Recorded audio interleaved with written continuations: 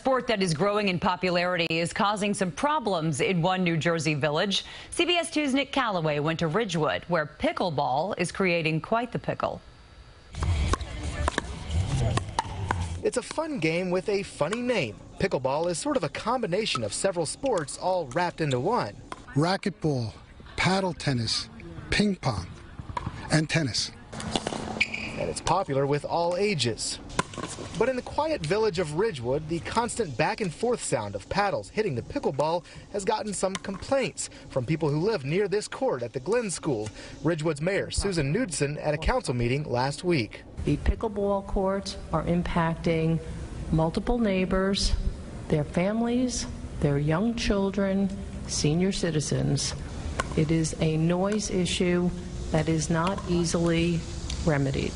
I did speak to several people who live near this court. None of them wanted to talk on camera.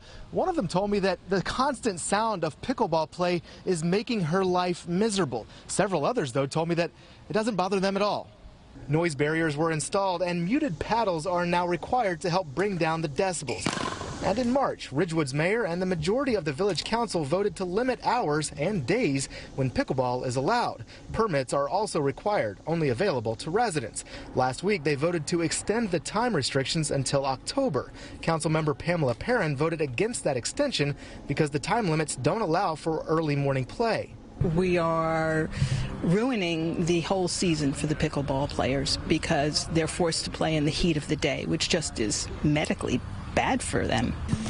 Those restrictions angered players, forcing some, like Jeff Pfeffer, to go play in other neighboring towns. For them to just close us out, shut people out during the pandemic is totally unconscionable. As fast as the sport is growing, pickleball is not going anywhere. So that relentless, seemingly never-ending pop-pop sound will endure, whether you like it or not.